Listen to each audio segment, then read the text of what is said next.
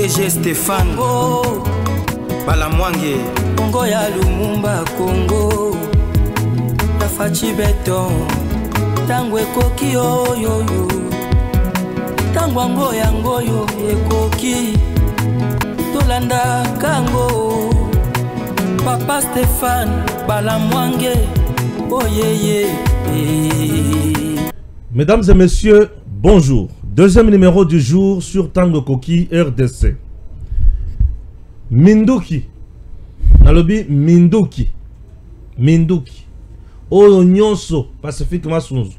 Nabatunaye babimisaki. Pour pas pesa M23 tokangi yango. Minduki récupéré. Minduki récupéré le complot étouffé et militaire na biso bazongisi moral en place. Le bifo bunda babeta munguna balakisaki munguna zatina tena Congo. Jean-Marc Kabund a sali point de presse mukolo lelo.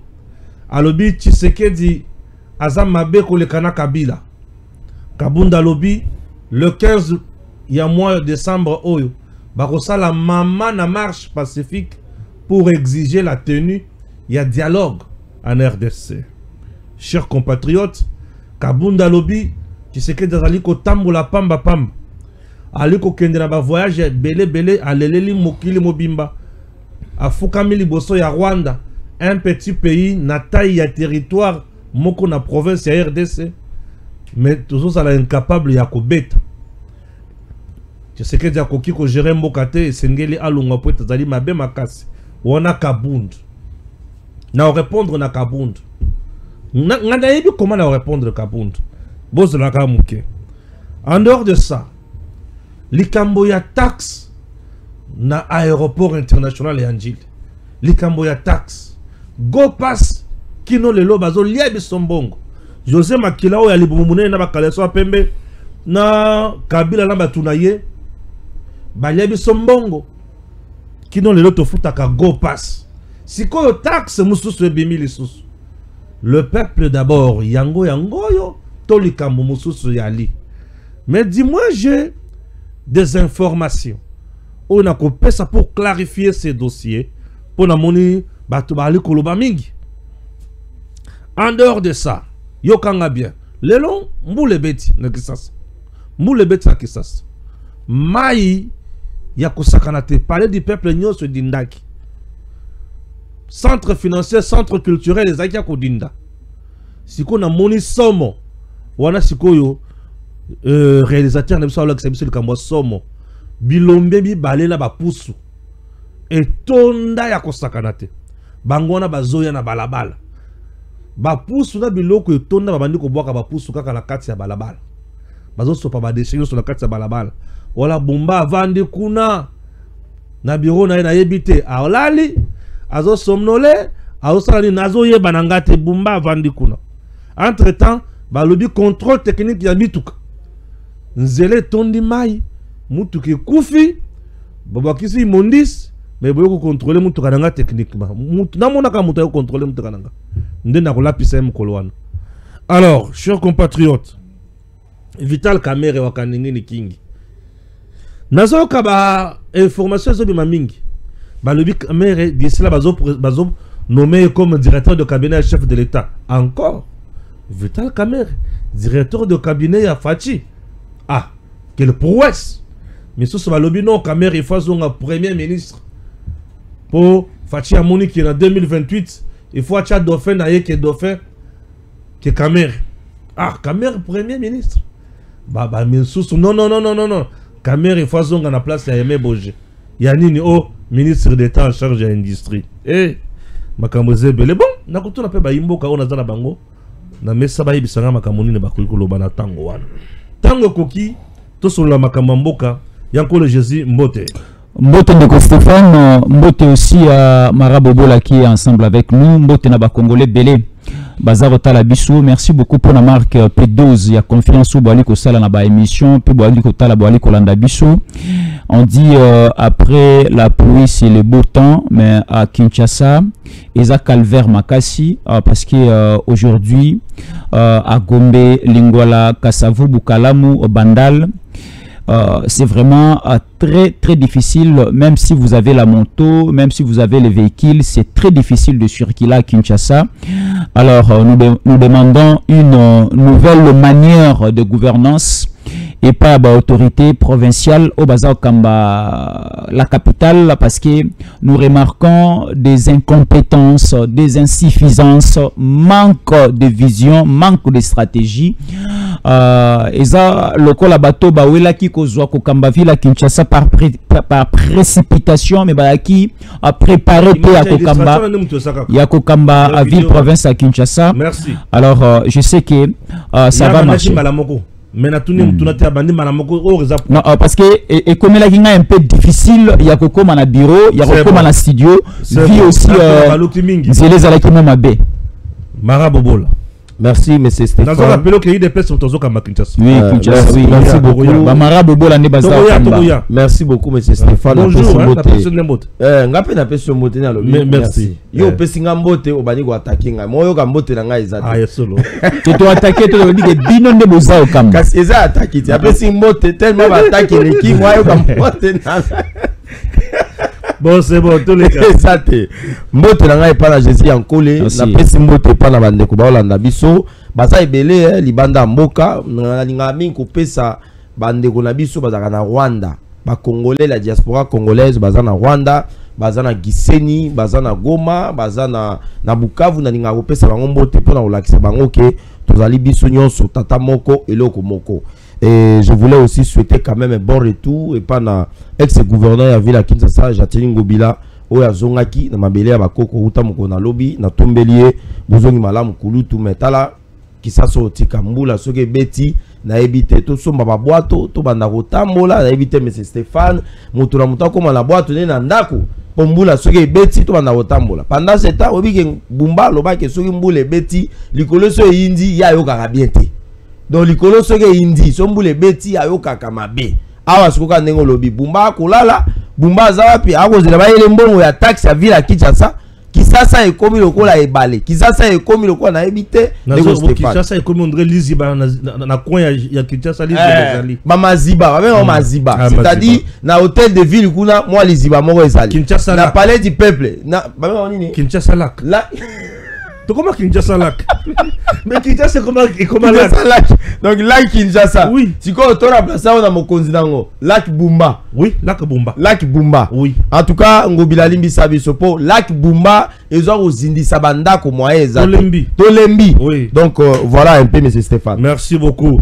Mes chers compatriotes, acceptez na mabino d'abord dans le Mikilia Poto. Il est temps yako investir malamu pour les enfants. Tala batu oyo basombaki bandako na Dallas ndenge bali kotongela bango bandako tata chilangana batu chilangana elema oyo. Et mes amis, je pense que mon ami, je pense que tu vas bien. Je voudrais donner juste un petit update sur ce qui se passe dans notre site de Méban. Comme vous pouvez le constater, le chantier est en train d'avancer très rapidement. Ce matin, on est à la fondation un peu, on est à 2 maisons. Vous voyez, les équipes travaillent comme l'abeille. Ils vont reproduire ce modèle de maison, exactement la même chose. Donc ça, c'est déjà pour les clients. Ceux qui avaient eu leur terrain ici depuis, ils ont lancé les constructions. Donc, et c'est ce qu'on est en train d'encourager. Quelqu'un part de son petit terrain à une belle maison qu'il peut mettre en location ou vivre déjà avec sa famille. On a décidé d'avoir vraiment des équipes d'abeilles. J'appelle abeilles parce qu'ils sont tellement nombreux et le camion, comme tu vois, et la cité est en train de boum. Donc, félicitations encore à tous ceux de vraiment. Et en autre, on a comme cette maison qui est finie depuis, on a d'autres de l'autre côté là qui sont déjà finis. Vous pouvez voir comment la cité évolue. Donc juste un update sur ce qui se passe à Méban. Les 390 maisons seront debout d'un moment à l'autre. Et surtout, n'oubliez pas notre événement du 6, 7 et 8 décembre. Ce sera du waouh. À nous revoir à Dallas dans quelques jours. Toi, boali komona kolakisa bino bandako wana yende Raphaël Dine Mokonzia Dispensation Investment Group. wana na niveau ya Dallas bato basombaki bandako na bango basombaki mapango na bango osombi lupango e bakata lupango wana na $50,000 au fouti $5,000 seulement babandi kotongela yo au fouti 30% ya montant ya lupango ya ndako oyo ozoluka batongela yo. C'est un rêve qui est tellement réalisable na niveau ya Dallas. Nous sommes aux États-Unis d'Amérique. Papa nazo pesa couple ça simple oza na famille oza na posa bana bakende bavanda na mikili ya poto na États-Unis. Occasion oyo nazo pesa yo soki opesi kaka $5,000 basombeli yo lupango elingi koloba ete le gouvernement américain akopesa yo visa facilement. Okay, okomi kuna otiki bana na na ndako obandi ko sala ba procédure ya koloka yango mikanda aux à l'aise na lobi aux à l'aise oza na posa me mabana na poto. Mais voici l'occasion oza na posa famille kende na poto. Voici l'occasion bana bakotanga na ba conditions ya kitoko, soins de santé ya kitoko, sécurité ya kitoko, makambo nyonso ya kitoko. Lupango ya 50 mètres sur 40 na $50,000. $50,000 wana opesi kaka 5,000. Le reste $45,000 tu vas payer ça na délai ya 30 ans. Ata yomoko ata zakija mfuka ofuta te ofuta poso ki oboyi mbula moko mbula mibale mbula misatu 4 mbula koloba te na futa kaka ofuta aux à l'aise ofuti ozindako ya malonga. Il faut investir na bisika oyo bokozala à l'aise. Numéro ezaka yango wana plus 243 wana plus 243 81 87 713, c'est ça non? Nakangé na mutu, merci. Et ça simple, donc plus 243 81 87, ok, 713. Benga numéro wana. Nous sommes là. Moi-même qui te parle, je suis ambassadeur. J'ai palpé ma réalité nyonso. Ok? Oui. Mapango yango wana. Et yango musikate yango yo. États-Unis à niveau à Dallas, la meilleure ville. Ah, aux à l'aise. Aux amobimba yaya. Conditions qui toquent au monde la yeux en charge. Makambo ke liboso. Kabound. Kabound. Kabound. Kabound, leur papa Etienne Azo présenté liboso ya batu comme héros vivant. Azaki mukebo et pembe ya savon et si là déjà. Leur Tshisekedi a commis président Kabunda Teli. Pembe Kabunda Sokwami. Kitoko. Kabunda Abibi Malamoko député national. Abibi premier vice-président de l'Assemblée nationale. Kabunda. Kabunda a comme le pango au zara caméra na kati. O ya zalaka na ngote tama zara opposant. A comme le pango. Azo tamo la ba gyrophare. Atamo la ba sens inverse. Hermoko. Azo to la ba pine ya ba pine ya mitura ya batu. Kabund. Kabund ayo ko sala point de presse moko bilobela kaka nenga le bilelo susu. Bakangi. A se retrouver na makala. Kabund po abima na makala Tshisekedi mutabimisie na mawa akukufa Kabunda akukufa Fachi tala Kabunda akukufa Kabunda bima na makala akende ko signer ba document na parquet général pour la cour de cassation. Il est allé signer des documents là-bas pour la liberté provisoire ba pesaye. Mais tala bozo ba Kabunda na commune de l'eau. Un ingrat politique Kabund makamuna lo baka ona nzana posa ya contredire ngai. Nakola kisona mukolo signer document wana. Soki na bimission na audio kundimate. Tina nengo banda kolela lela la Kabund. Lelo Kabund akome finga so Tshisekedi. Oya longoli la passe. Ba politicien congolais boza bandoki. To boza batonini. Kabund alobi ke Tshisekedi akokite ko diriger Congo, Kabila kutu bien. Yanko le Jésus ozo partager ma cadence Kabund wana. Ndeko Stéphane, merci pour la maloba. Alors, Essingeli, to meka un peu kosolola, to mettre le point sur les i et de faire comprendre aux Congolais. Essayer aussi de recadrer certaines sorties médiatiques ya bayi politiko bali kokana kokamba Congo pour na lobby et déjà tokomi ko comprendre bango on ne peut pas prendre les risques de donner le pouvoir à une catégorie de personnes comme les Kabund, comme le José Makila, comme le Franck Diongo, comme les Nanga et les autres. Donc Kabund rejoint M23. Ils sont dans une même catégorie.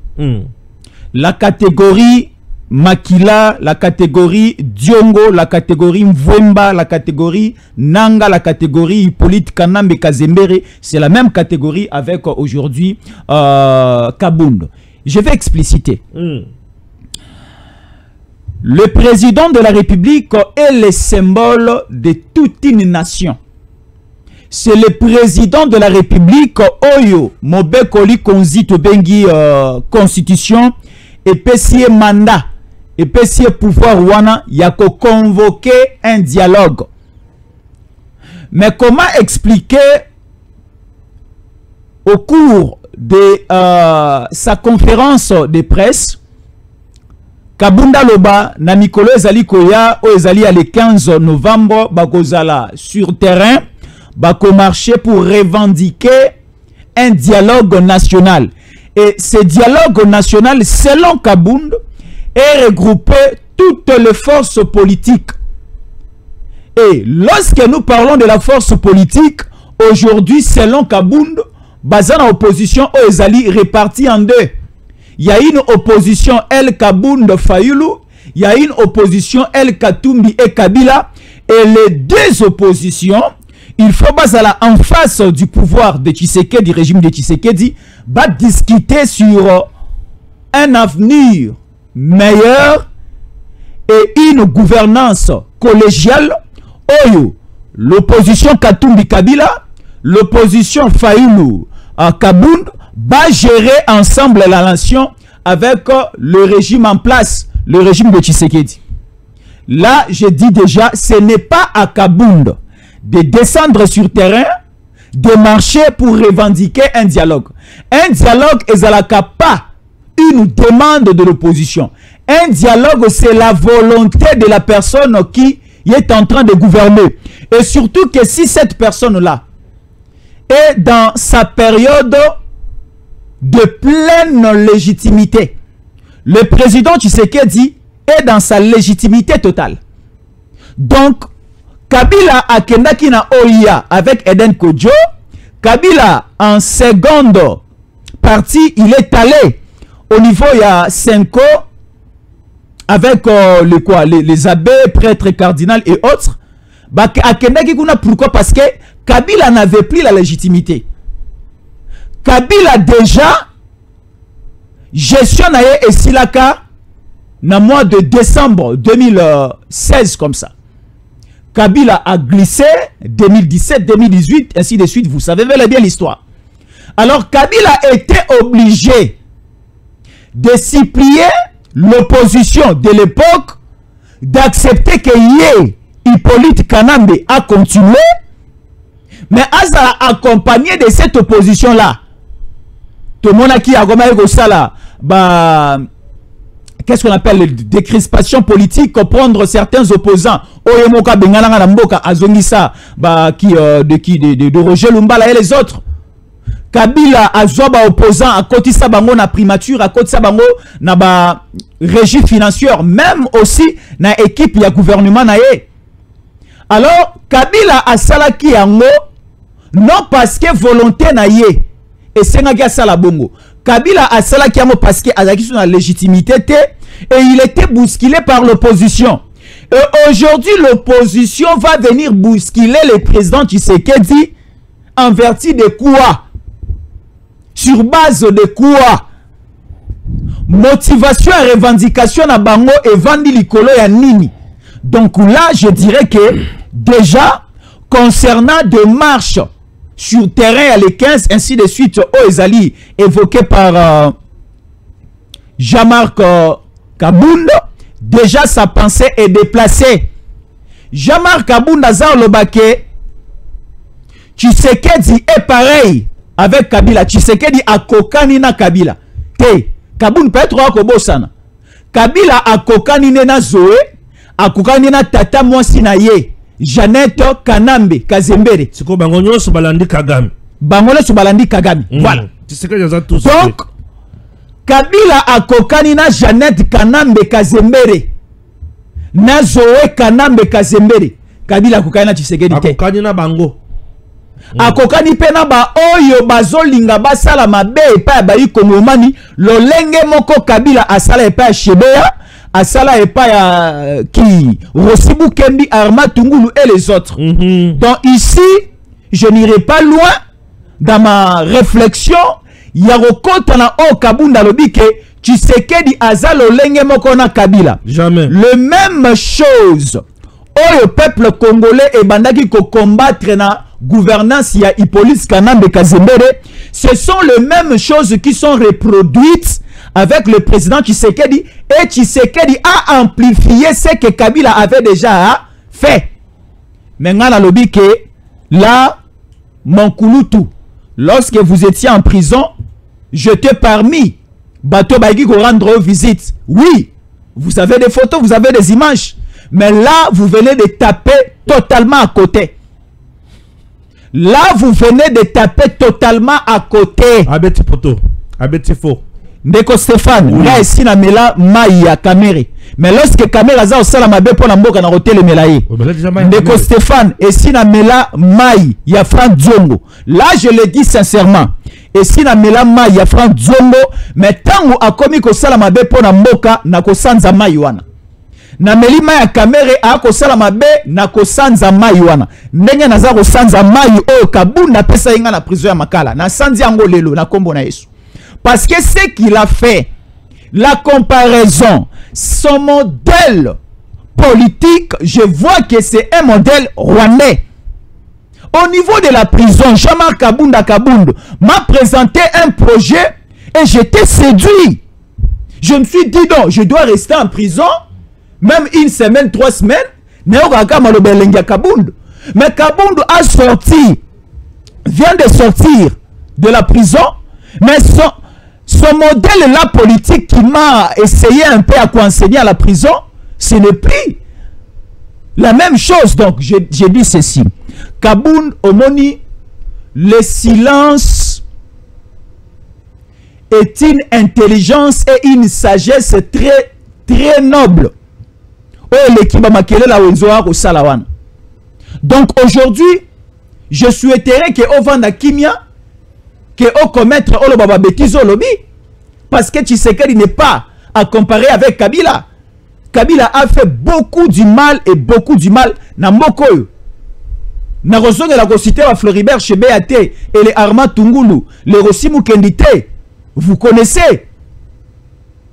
Les exemples sont nombreux à donner ici. Les fausses communes, Kabila les accords, Kabila a mis le pays à la disposition du Rwanda, voilà, machin. Donc ici, je dirais que la sortie politique, il y a Kabound, c'est une sortie ratée. Et moi, je demande encore au procureur Vonde d'essayer un peu de regarder ce que Kabound a dit. Si c'est important, Zonga Shubolo kwa Zonga. Si c'est important, parce que nous comprenons que les politiques congolais ne maîtrisent pas trop. Hein? Apparemment, Kabound, qui est là, c'est le col à Patanga, Kabanda, au Kendete. Qui est en prison, il faut défendre. Oui, qu'est-ce qu'on a dit? En prison, il faut défendre. Attends, qui est là, si le col à Banda, au Kendete, c'est qu'il a maîtrisé Merci beaucoup. Merci. Yambona ya kosi ça n'a point wana. Mara Bobola, Ozana Maloba, Kabunda Lobby, Tshisekedi, a plus pire que Kabila. Namukuse. Il faut à tout prix qu'il y ait dialogue le 15 octobre. Non, décembre. Non, qu'est-ce que je dis? Il y aura marche le 15 décembre pour exiger le dialogue. Tshisekedi veut s'éterniser au pouvoir pour rien, avec l'incompétence d'ailleurs. Bon, M. Stéphane, merci. Moi, je crois que s'il faudrait qu'on ça l'analyse, il y a point de presse, il y a Kabound. À 2 volets. Le premier volet, c'est par rapport à la mentalité, il y a homme politique congolais. Au moins, depuis le côté d'indépendance, tant que Mundele a accueilli, Motomoindo, Bisso, Bakoko na Bisso, na papa na Bisso, bazui directeur à gestion à Moka. Oui.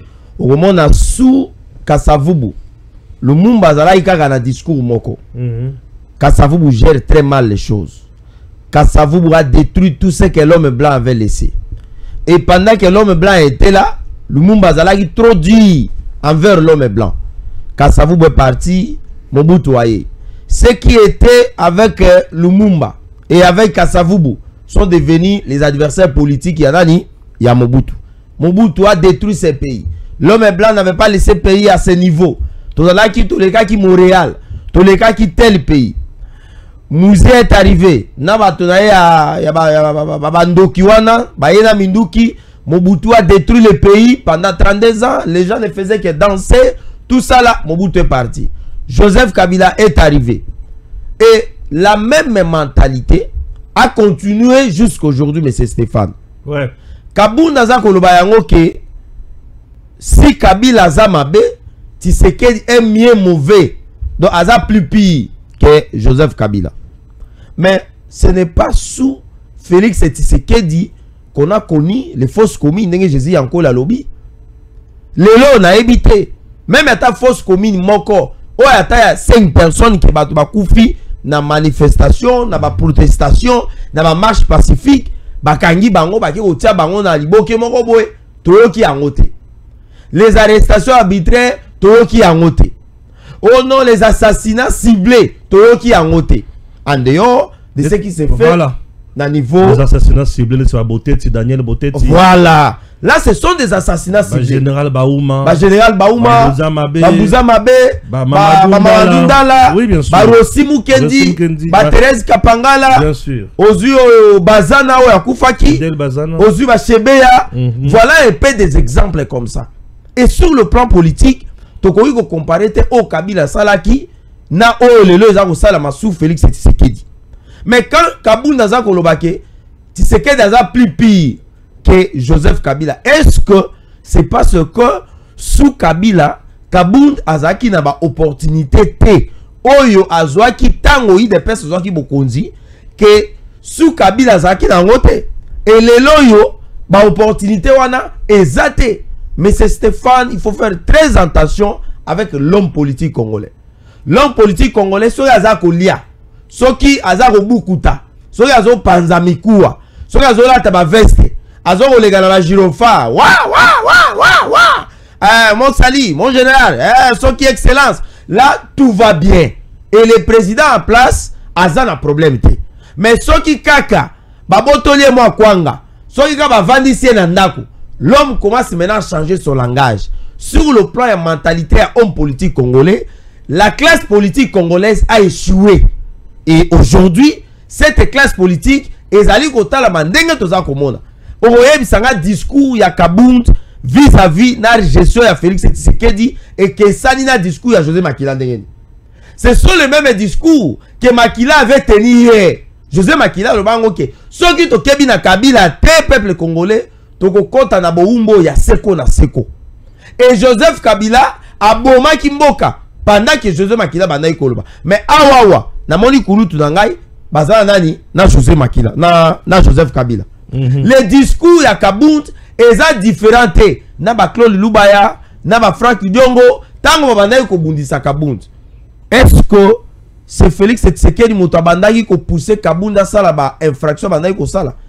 Est-ce que classe au Kabunda sali Kabunda yebisa biso sa sisi formation na PCR pour Kabunda koma PCR somo akoma PCR ko panza banzela le kaboy kota na gauche yé en qualité de premier vice-président de l'Assemblée nationale akiti na balabala etikala ko sala mate ata na mikilo démocratie place botama pa démocratie vande bani ko kola batikala ko mona ngote Kabunda koma PCR. Mais c'est Stéphane Kabunda kende ko panza ndako babenga ka chambre ya Etienne Tshisekedi et là on va ko luka to ebite. Comment ça? Mais je vous dis la vérité. OK. Et là on va ko luka to ebate. Attention, tu risques de dire des choses. Hein. Mais écoutez, je vous dis la vérité. Il faut rester sur ce qui est rationnel. Hein. Mais non, ce sont les informations de sa peuple.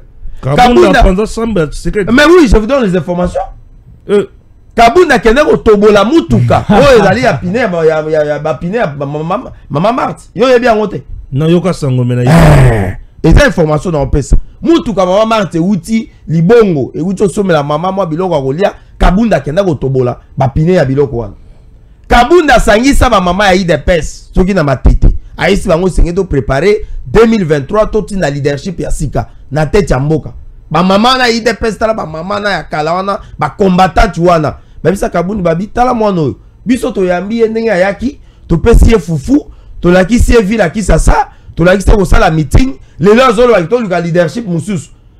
Et lelo yo lorsque Kabunda za kolobake le président gère très mal les choses plus que Kabila ngana za okamwate ezalo ba bengaka crise ya confiance et puis manque ya nini ya vision o etindi Kabunda lo ba biloko yabo. Mais monsieur Stéphane, deuxième volet na ngai eza par rapport ya ba opportunité oyoyo les acteurs politiques baza koluka acteurs politiques congolais soka monike ndenge na utai kolobawa elonga relié ezate akomi koluka ko sala ba accusation. Kabunda a fait beaucoup des accusations ici to ebiango que non le mama paradis fiscal ba tuna ye pesa biso type avion au pesa biso avion ne utaka wapi au pesa biso comment on appelle ça l'immatriculation au pesa biso biloko wana nyonso to yebake Félix Tshisekedi a salaga paradis fiscal ba prévisa la kité et Kabunda est allé en prison à Ekobima to boité. Mais est-ce que la déclaration de Kabunda est dans le sens que il y a ko légitimer o ba bengi mouvement sauvant le Congo? D'analyse ngana za ko sala parce que lorsqu'un acteur politique azali ko critiquer la gestion il y a président actuel et azali ko sala raccordement sur l'ancienne gestion il y a ancien chef d'état, c'est-à-dire que cet acteur politique azali ko laver o ba bengaka la gestion de l'ancien président tout en exposant les compétences aux ezali actuel président. Et donc pour nangai je pense que Kabunda azali ko sala ba bengaka une adhésion. Kabunda faisait une adhésion intellectuelle dans le mouvement Sauvons le Congo. Très bien, merci beaucoup. Je vais ajouter un petit point. Mais Stéphane, non, si. Bien sûr. Au Katinga Likolo Bondenge. Alobika Bandika Siko. Bandika Siko. Ngazaki Likolo Kitinga Mbamoro Bondenge. Nazaki Lisusu wapi? Une adhésion intellectuelle. Il y a M. Kabunda dans le mouvement Sauvons le Congo. M. Stéphane, information dans la c'est au conditionnel.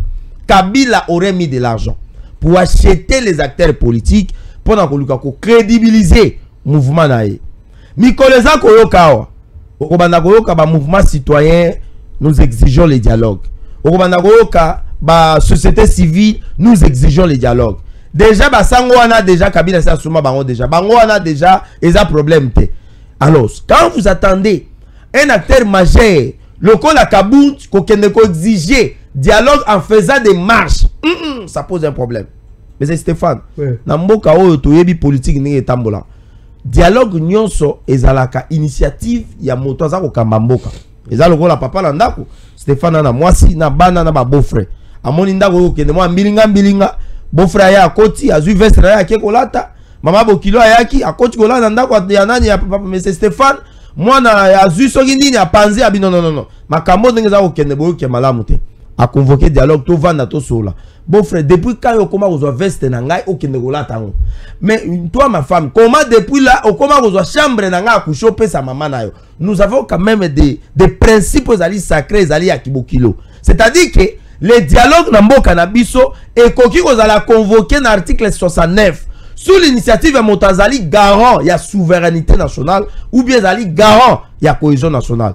Bah dialogue union c'est salama nambo c'est parce que les présidents de la République à l'époque Kobanda na comment on appelle ça les trucs c'est quoi 1900 autokende ina basango comment on appelle ça conférence nationale souveraine Mobutu andimaki yango tokei na 1+4 Kabila andimaki yango à l'époque même s'il a été imposé toye na ba concertation nationale toye na interdiocésain toye na ba dialogue nyonso et prévenez que même dialogue baza ko luka o tata mokoze ekolo za muta liboso o yambi basango ayebisi bango bokende vous avez ma bénédiction présidentielle mais dialogue au Kabunda za ko lobake et sengeli to ça la marche na ba politique na monsieur Stéphane je trouve que il y a une autre motivation financière et cette motivation financière eza ko uta kuna place et bimilo natango ezalaka na monyele ekolo Congo. Et donc pour la rechiter, mais c'est Stéphane, je pense que biso pe et c'est neto kende moi mosika. Tango bato ba ko succès raisonnement na bango ka biloko le kamana na réseaux sociaux non. Biso acteur politique na bino ba journaliste banganga mayele to mema moi raisonnement na biso mosika. Lelo to ko mona bato nyonso ba ko kende ka côté moko. Bato nyonso ba ko kende ka te Kabila. Qu'est-ce qui se passe? Ba biso baza ko non frustration eleki. Mais frustration ngo ba nani baza ko créer.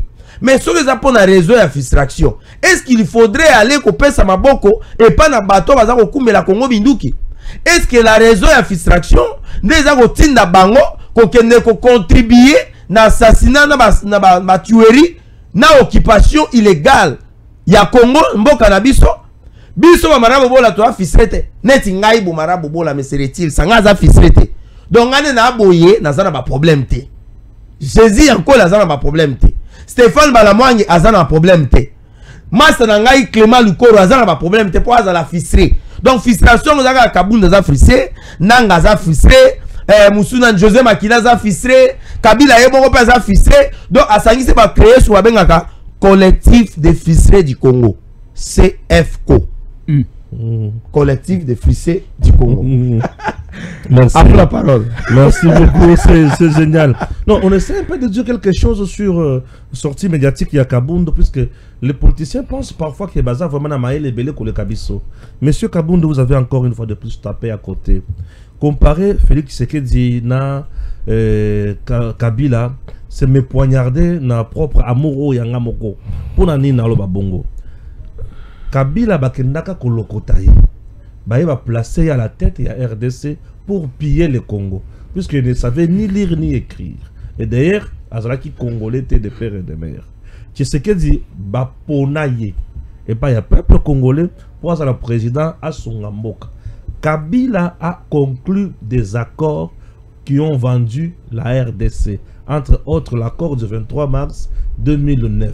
Tshisekedi n'a jamais signé un accord au Teka Congo. Jamais. Kabunda, alobi Rwanda petit pays mouké, tu sais que Diazo Bundazo est là. Non. Toi, tu vois le Rwanda par rapport à la superficie, mais moi, je vois le Rwanda par rapport. Il y a organisation Nango Yemoko Rwanda.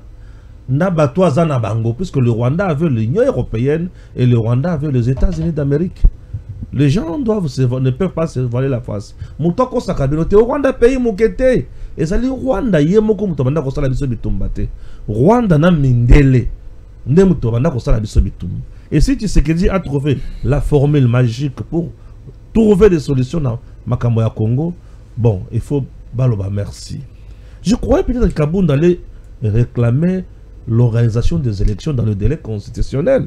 Voilà ce qui est pour nous réclamer. Mais matali dialogue et qui jamais cause la objet à marche dans Congo oyote. Dialogue oui. Tout ça là dialogue à San City, chers compatriotes, et puis c'est une formule à 1+4. Les Rwandais et les Ougandais babandi ko gérer pe Congo.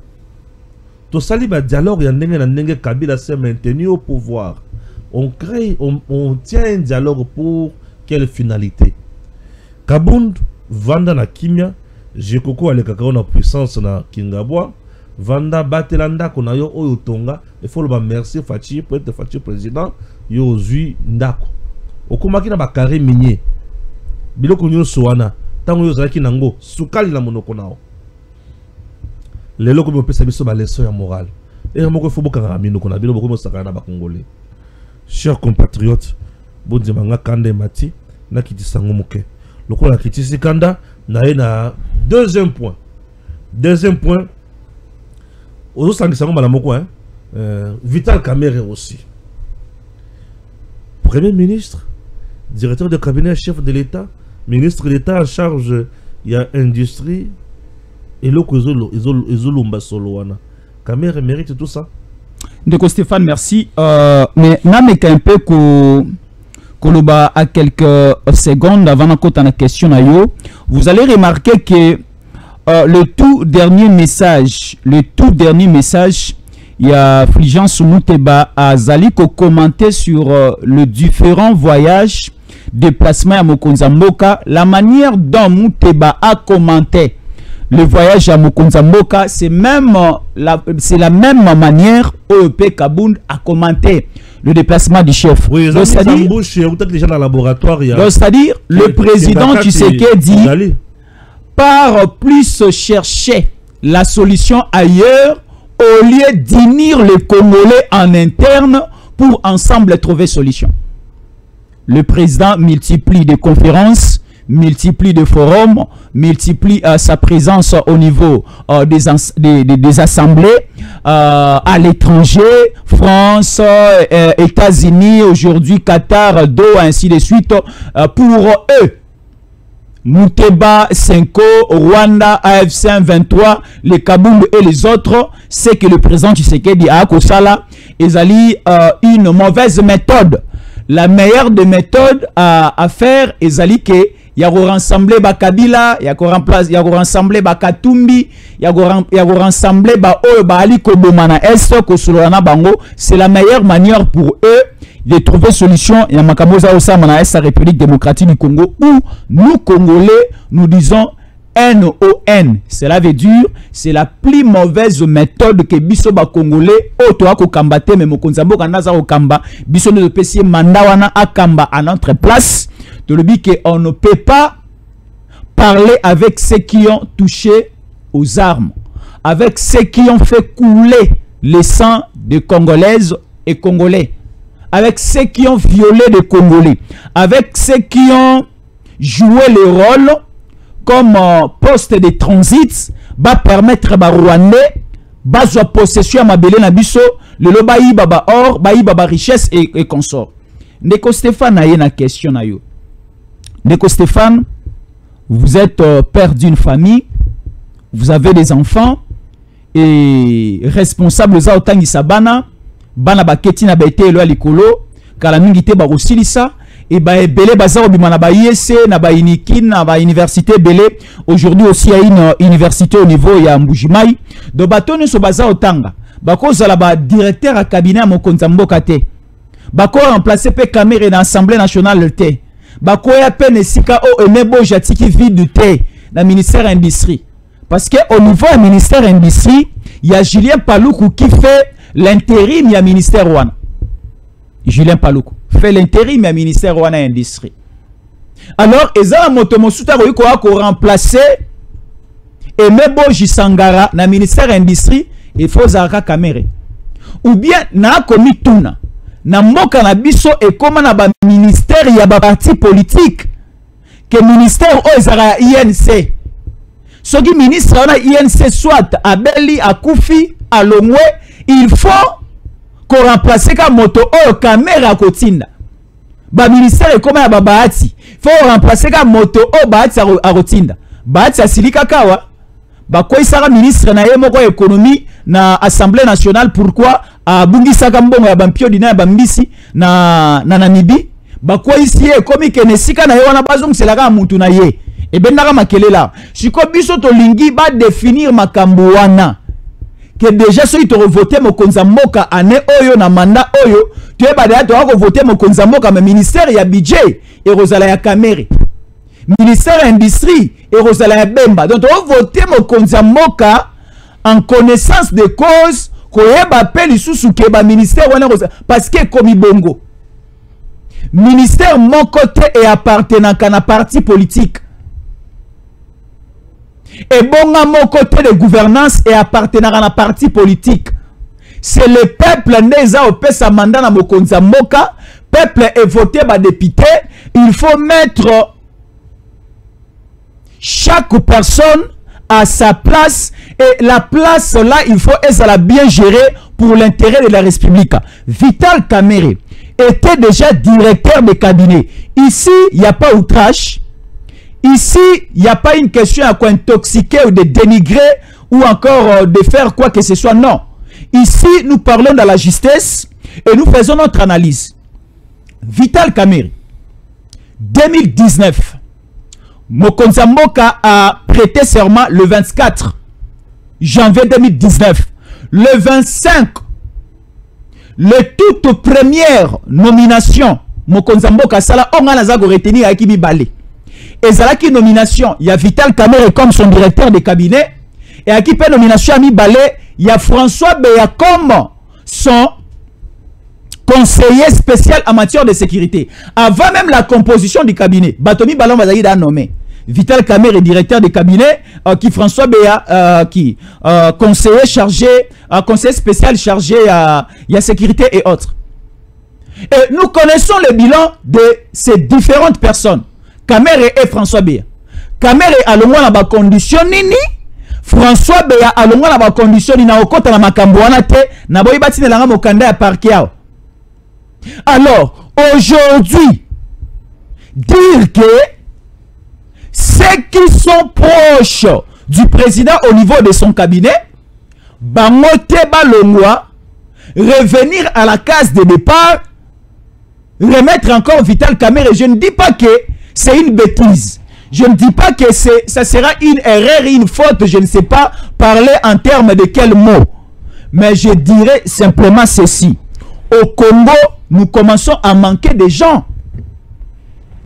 Des gens à placer na bisika songolo pagalaba kambamboka ba servir pemboka na patriotisme et la méritocratie na bango obanango.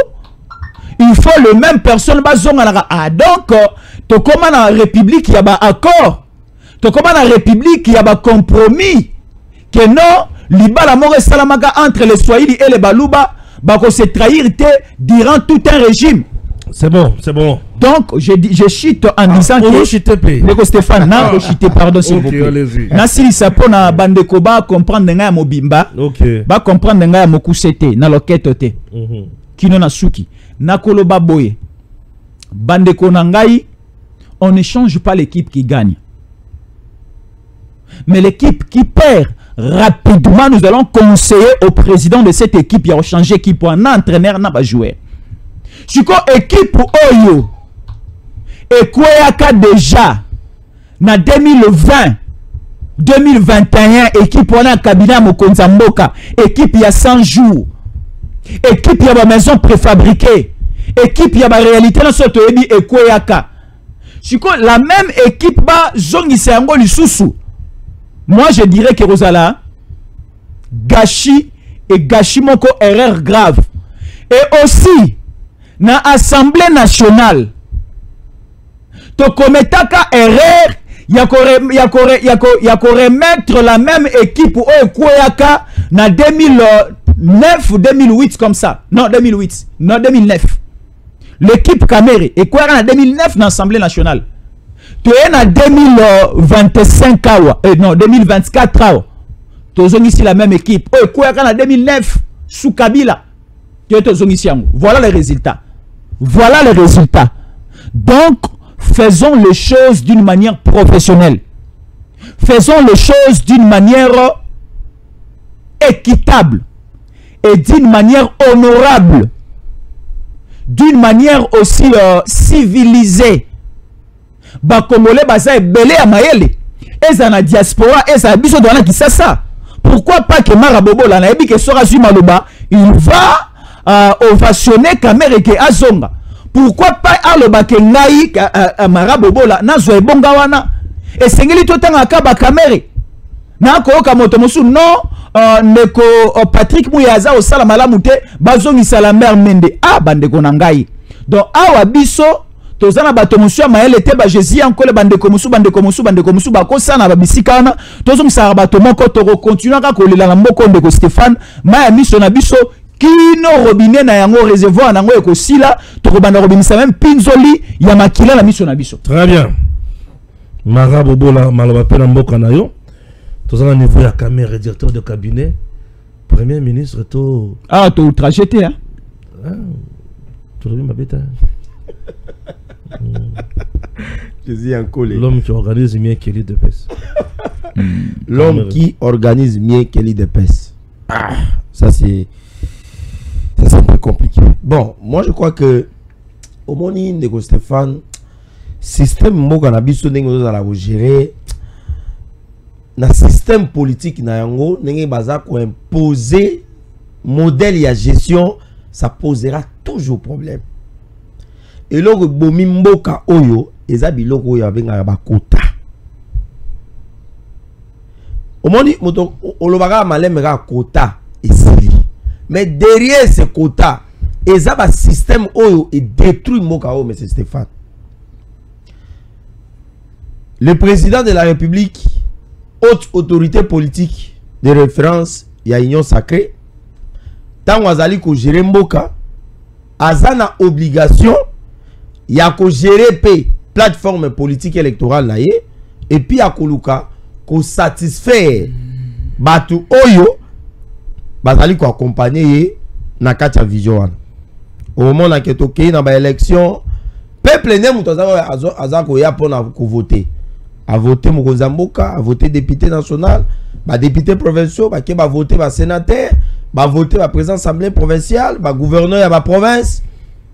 Mais awa eloko ya mabeza laka, kota so ezali ya bino et que ezalaki ya bino. Ti mandat ya mutu wana eko sila, kota wana ifozo ngaka epa na bino. Donc moi na kati ya kota, baza kotinde la bino ba ministre ayebi ko manipuler ordinateur te. Un ministre qui ne sait pas manipuler l'ordinateur. Mais si déjà vous nommez un monsieur qui ne sait même pas manipuler l'ordinateur, mais c'est Stéphane, comment nous allons évoluer? Comment nous allons évoluer avec un ministre? Aza, non, excusez-moi, Aza nani, à cause de nani, coordonnateur était, mais les ministres, donc Aza numéro 1, il y a ministère. Oh, on a 4 ministères, on a besoin de vision à tata mokonze école, on a domaine wana.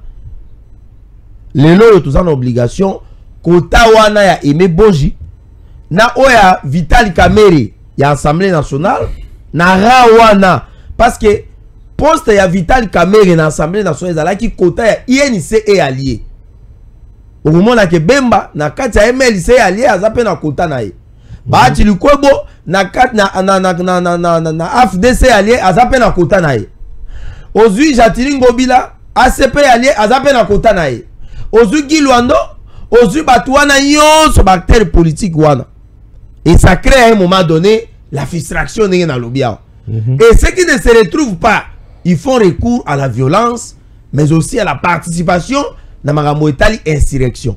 Mais dis-moi avec ce système politique, où ils ont imposé son modèle et gestion à Moka, dans sous-développement. Les lois en Koyoka, Vital Kamerhe, Azonga comme directeur à cabinet. Bon, est-ce que le président de la République est vraiment à niveau de Kominango, n'a pas enjeu de Kominango, n'a pas dimension de Komi, comment on a Vital Kamerhe ko zonga lisusu comme directeur de cabinet, il y a Tata Mokonze Ekolo, non, on a moins expérience, il y a politique nazanango, il y a peu makamutali gestion, non, je ne vois pas le chef de l'État qu'on permettre yango.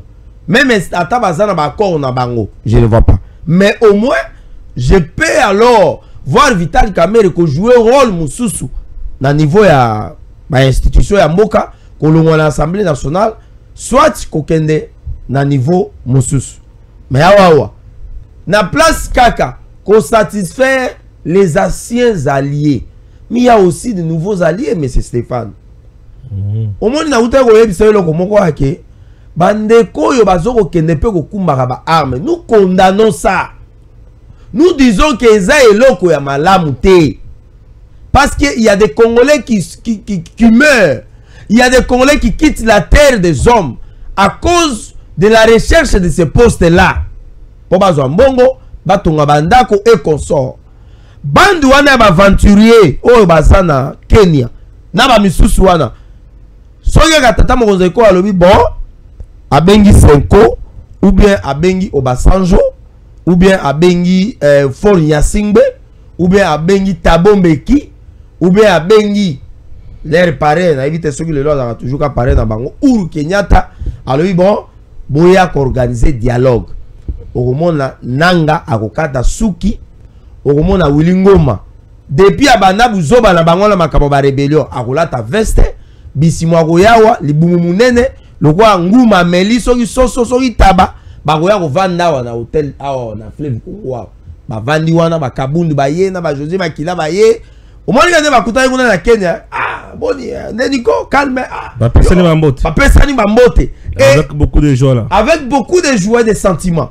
Mais okomona ke sima ya esengo wana bazana ba intérêt moko boye esengo wana eza te parce que bayoki ke Tshisekedi a détourné mbongo bayoki ke Tshisekedi a bomi so ba congolais te esengo na bango eza ke nous avons réussi ya kokuta na lisusu to sala muto na pression poto kende to vanda na table to solola bazong sabiso lisusu na makambo etali chez ya mboka et vous allez voir que c'est plusieurs cycles.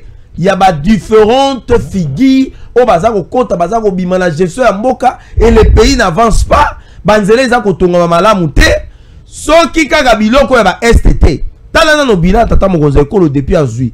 Malgré qu'il y a la guerre mais nazako sala ba recherche mais Stéphane mais je me demande comment le président Tshisekedi a eu trouver la magie pour na sala biloko. Très bien. Banzele za kotongama, ba université za kotongama, ba mapitalo, ba etelo, ba maman baza kobota ofele, bana baza kotanga ofele, oza komona que il y a quand même une lueur, il y a espoir. Alors dans ça, je me dis esengeli pe tomi tunana no malam. On doit éviter à créer ba distraction. Les gens qui sont avec nous, M. Stéphane, en politique, il faut toujours chercher à attirer les ennemis. Qui sont avec vous? Comment? Qui sont avec vous? Je ne comprends pas. Les gens qui sont avec vous, c'est ça que j'ai dit dans le Bible. En politique, il faut éviter de transformer les amis en ennemis. Il faut plutôt chercher à transformer les ennemis en amis. N'est-ce pas? Ennemi na biso ba comme ba ami na biso. Et non ba ami na biso ba comme ba ennemi. Je crois que ba toazan ba vanda na tata mokonza ekolo et sengeli ba sunga na mo ba tolipe ya bien. Il y a des choses où peut-être le président a surpris. Il y a des choses où le président a surpris. Parce que ça n'est pas un magicien. Na place, on a recité, na place, bazongi sa caméra. Mais il y a des vrais alliés, à chef de l'État.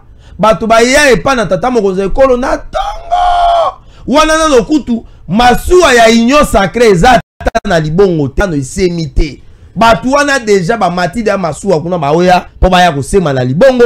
Batu balongwa na FCC baya kokota na kati ya masuwa na pesi ndakisa lokwa ba Gentili Ngobila baya union sacrée tongo mais yosu yoki Gentili Ngobila sali déclaration. Non, il ne réclame rien. Il ne réclame rien avant di wana lokwa azate. Oh so totali bato yo penza ba koki ko sala pression pour na chef de l'État ko pesa bango pe ba poste Gentili Ngobila za na kati. Très bien. Il fait preuve, il y a maturité politique. Il y a loyauté, il y a stabilité, il y a disponibilité envers la vision de Tata Mokonza Ekolo. Et donc, je pense que Vital Kamerhe a un rôle belé à quoi jouer, mais biloko ba kota oyo ndeza ko boma mboka. Bazo mboka pe ba pesako, mais c'est Stéphane aza mutu ya mayele, aza journaliste compétent. Est-ce que Stéphane so ba peut s'assembler dans soyo gérer en côté? Il faut dans un député national. Il faut un député. Député, ça, biloko, to yebi nenge ezalaka. Mais ceux qui ont commis député, bah, pesu yango yo gérer yango te. Vous savez, malonga ba sala awa. Il y a dans la vie, il faut dans un député. Qui sont contre. Non. Qui sont sala ni ba. Sala makasi ni bato na basala. Natanga na information mo rezo circuler, il y a Jacquemin Chavani. OK? Bon boya copier ça juste commentaire, il y a Moto Kabwana puisqu'on a déjà quand même un nombre important de minutes là-bas, non? On a déjà vraiment évolué. Clarification Sécurité Port. OK? Jacquemin Yowana avec Papa Étienne. Clarification dossier Sécurité Port. Face aux défis croissants liés à la sécurité aéroportière, au contrôle des frontières et à la lutte contre les menaces transnationales telles que la falsification de documents, l'identification frauduleuse des voyageurs et les infiltrations criminelles, le gouvernement congolais a engagé une réforme stratégique visant à renforcer les dispositifs de surveillance et de sécurité. Il permettra à notre pays de se doter d'un système technologique conforme aux standards internationaux, ce qui se passe dans d'autres pays comme au Sénégal, Côte d'Ivoire, Congo-Brazzaville et le Mali, capable de détecter rapidement les voyageurs suspects, de prévenir les menaces transfrontalières et de protéger la souveraineté nationale. Ce projet vise à moderniser la gestion des frontières selon les normes de l'OACI. L'OACI. Et à soutenir les efforts du gouvernement dans la lutte contre le terrorisme, les conflits armés et les mouvements rebelles exploitant les failles du contrôle migratoire. Contrairement aux fausses allégations relayées par les ennemis de la République, le gouvernement n'instaure aucune nouvelle taxe. Il s'agit d'une redevance sécuritaire perçue par les compagnies aériennes opérant en RDC sous code IATA. Les passagers nationaux ne paieront pas cette redevance. Aucun Congolais voyageant à l'intérieur du pays n'est concerné. Cette redevance qui existe déjà par nos services, notamment la deuxième, intégrée au prix du billet d'avion par l'IATA, sera désormais orientée par une société digitale. Le système sera déployé dans les aéroports internationaux, le poste frontalier et les ports. Likambo oyo na mukuse gouvernement congolais alili makanisi ya kobongisa ba frontière na biso entre autres na ba aéroports internationaux tozana yango ba signer un contrat, un partenariat avec une société oyo kotala makambo etali sécurité na ba frontière na biso et kozana ba pareil na ba méthode ya ko contrôler batu oyo bakotaka na mandoki bayiko sala coup d'état to mitu na ka bakotela ki wapi oyo bakotaka na ba sac na ba valise na biso ba contrôler ka yango te.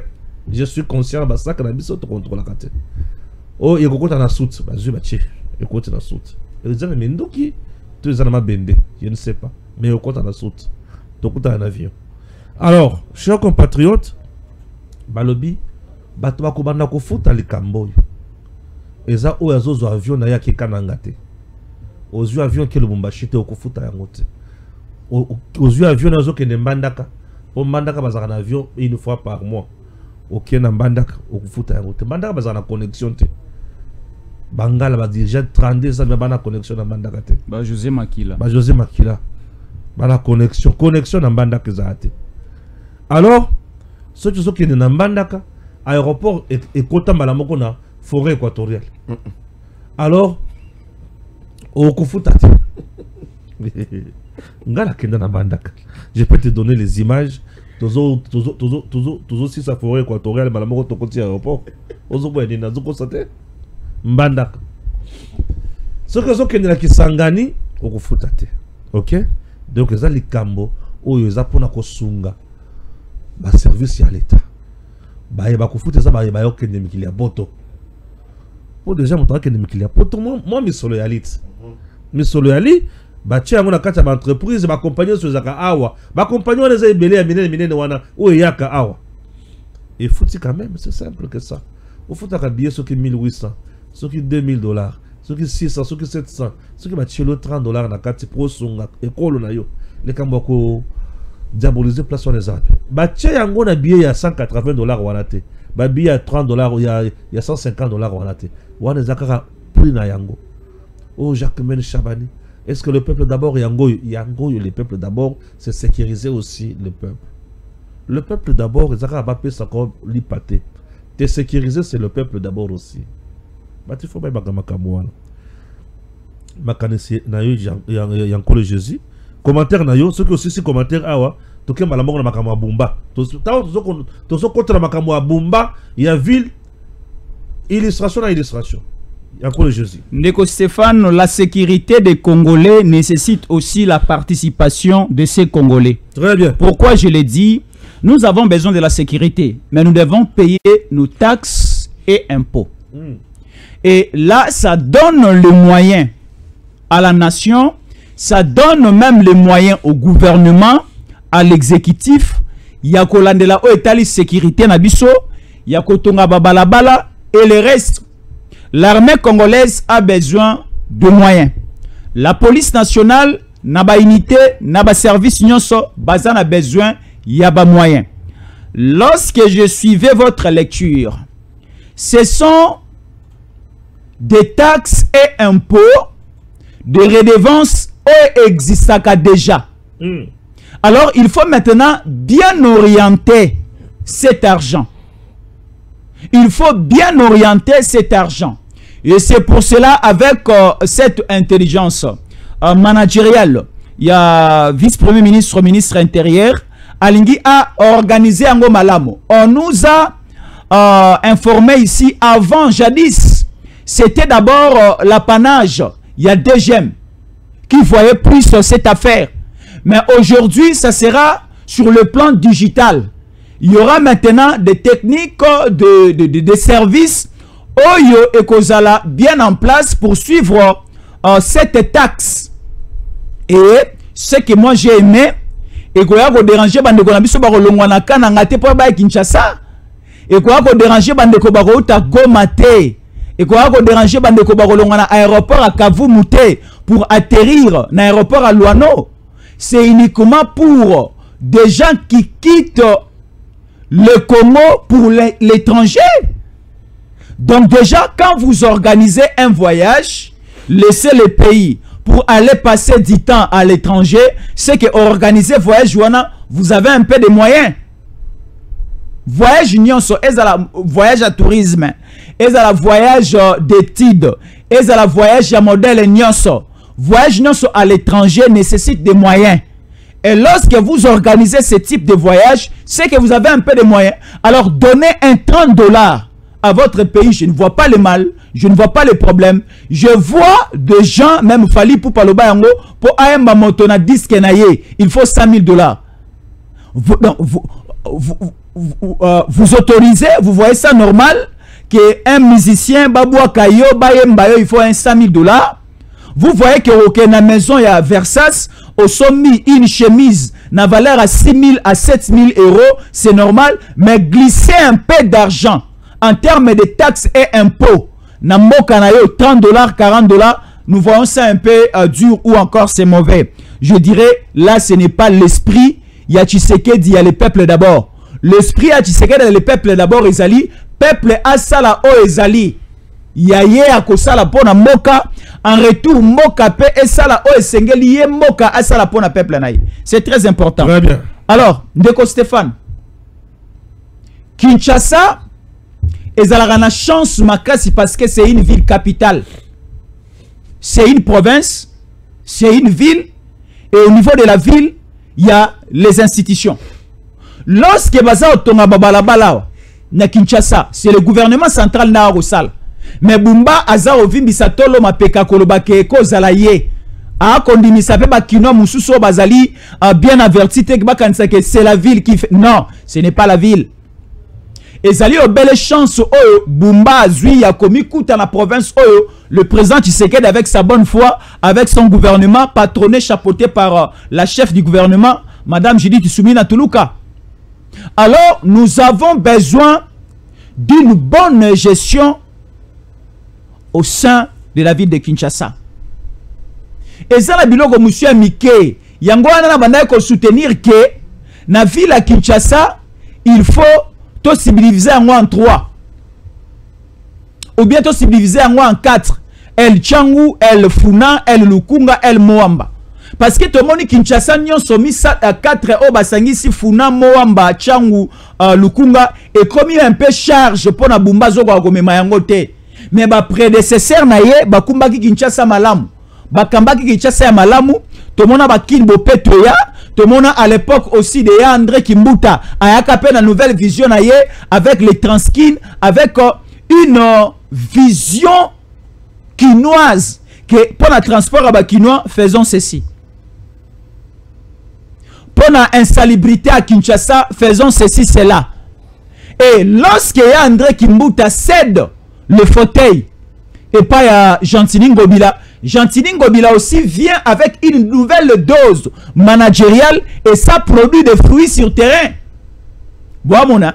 Alors, tout le monde Kinshasa, balangage, ba vision ainsi que boti. Te dire Kinshasa comment qui déjà mis décembre le 15 décembre avant le 25 décembre minda epeli Kisasa mobimba fleur et boti Kisasa mobimba biso tanto ayi to banda kokola et aki na nzete mo to banda robe yango nzete a feti yango botaka ba fleur à partir à mois de décembre ndenge Kisasa oyo bumba banda ko bokela yango mai chaque mois de décembre au mona minda epeli Kisasa mobimba mine d'étoile Kisasa mobimba arc-en-ciel bimina Kisasa Ngobila là c'était Ngobila mais Kisasa yango depuis que bumba zao déjà to lié babo na ne moi mi balé na moni Kisasa ya arc-en-ciel te na moni Kisasa ya caméléon te ko changer ba couleur mine dans la pokwa mine dans la tongo.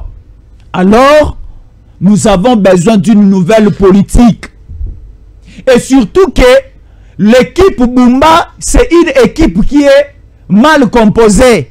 L'équipe Bumba est composée na banani tel le Real de Madrid composé de Vinicius, de Mbappé appuyé par Bellingham, BMW Belimutuka na BMW Bellingham Mbappé Vinicius ba ko produire ba fruits.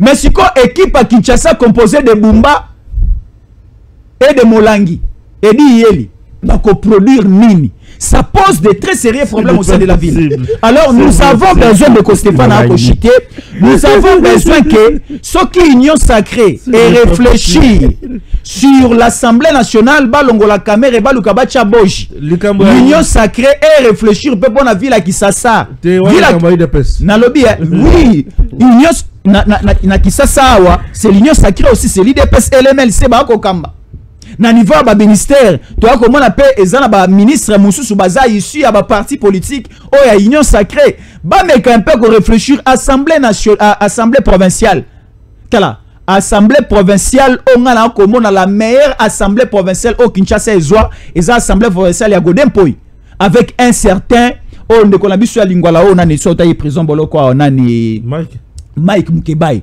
ozoka assemblée provinciale Mike Mukebai ko benda kotoyo koto Godempoi aza o benda koto eza repousser Chantini Ngobila osala musala malam ngande na zabo bolimbisa ngai na assemblée provinciale ya Kisasa lelo na yebi ni président na yango kombo na journaliste na ko loba yango te pona nko président de l'Assemblée provinciale attend à Tuni Marabobola alimbisanga ko yebate ba député belé na yebite composition à bureau to yebite là c'est négliger les Quinois et Quinoises ou quoi. Merci. Alors beaucoup. Essayons aussi d'aider les Quinois ya Rozoba Kambia Malam c'est important là Kinshasa est comme Ronager lac Kinshasa lac Bumba moyen te olobinit. Non, il y avait des questions. What is that? You can declare no Kindoana. On bandit à lac Bumba aussi sur la Jacquemain Chabani. Ah d'accord. D'abord, Nabani na makambo ya maître Jacquemain Chabani. Ici c'est l'occasion pour moi Yaroubois qui l'a fololo parce que Aza parmi au cadre il y a parti politique d'Abisso mais c'est Stéphane Oyo pesa kangai courage il y a continuer dans le monde politique dans un bango loco là bas modèle Jacquemain Chabani pour ne pas revenir dans l'histoire Aza parmi les gens qui étaient aux côtés à leader Maxime il a bénéficié beaucoup dans ma stratégie dans ma combat politique. Et aujourd'hui, mon salaire Jacquemain Azako Sala, ils allaient refléter image, il y a un bon élève dans une bonne école où il y a distinguer tant au matéa et au Italie, démocratie, état de droit, le peuple d'abord, le projet sur le social. Le lo nengo lobi nego Stéphane, j'ai aimé yo pe mukako soye pa na yo parce que obimisi intelligence mongo par rapport ya marambo Italie le peuple d'abord. Les gens pensent que le peuple d'abord est à Goliath.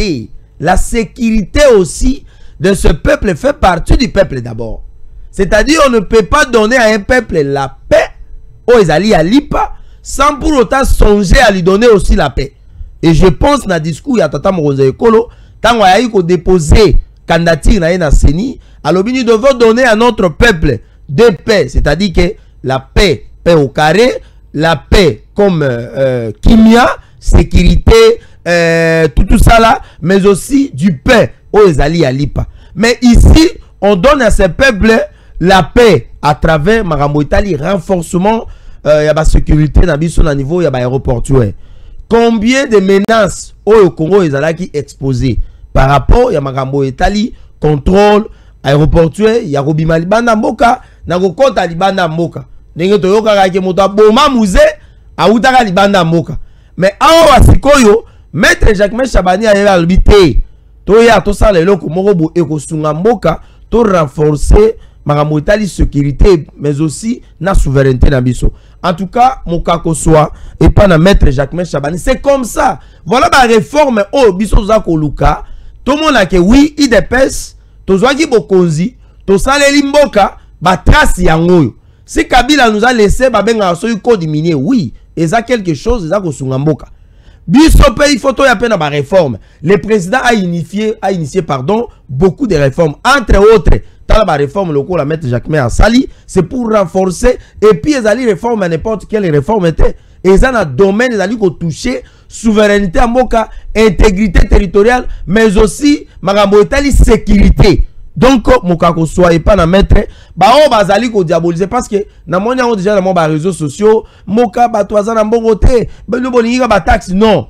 Tango ba gotika eloko wana, bon OK, aux allez exposer. Kaka bango bato liboso nde bakoloba ba batoyo baza ko sala nini. Donc Mokako soit et pas na maître Jacquemain Chabani l'intelligence dans la gestion de la République Mokako soit na yesu ko makambo ya lac Bumba na rivière Bumba ya Kisasa mboka ekamba makabo ete ndeko Stéphane balobaka une grande ville, un grand pays, une grande nation vaut aussi une grande tête.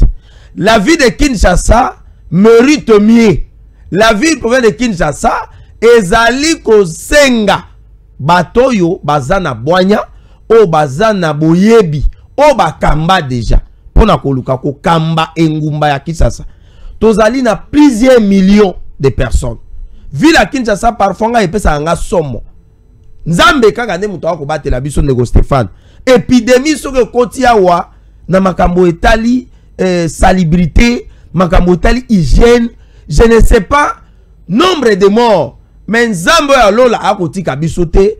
Yango moni tata mokoze ekolo tango zwaki mboka abonzeli yango nzambe na présence ya sans frontières. Les Mekoso, les frappeurs contemporains, mais c'est les Mekoso, le président rwandais, biso to mona kia tolobe ezalaki ngolu. Ta lelo mbula soke beti na Kinshasa. Kirage, je ne sais pas soke salama. Na ebite mbula ni na mona na Kinshasa basala kirage. Ngobila yaki na politique ya gestion ya ville ya makambo etali Kini Bopeto à travers ce slogan là projet ya Kini Bopeto. Totali comment ngobila gérer ville, ngobila memeli biso hein. Babenga ngo isala moba tactique ya gestion ya ville. Hein, moba gestion moko boy, ça semble être un peu négligé mais très importante. Ngobila memeli biso ba parc animalier de Jésus encore là le bien. Bana bana ko ke sakana chaque le 25 ne to koma ba période ba festivité wa. Au mona so ke na limité. Au baniga na ponga bi bon non na baniga na 24. Si na niveau ya échanger. Ozomo na boulevard eza polele ezongala. Bana bazako ya ko sakana. Ngobila nous a amené le projet à Kini Bopeto. Lelo omoni mabiloko ya banjo ba ko benga Bumba akeko zwango akeko pesa ville en lieu et place ya web sa peuple vérité que biloko na kuti prédécesseur nga motatikaki pona makambo Italie assainissement ya bato Albarak alobi yangote. Bumba c'est un héritier au babenga ya gestion ya république un grand et le meilleur gestionnaire ya ville à Kinshasa biso to yebi ngobila a gérer mboka ndenge a gérer.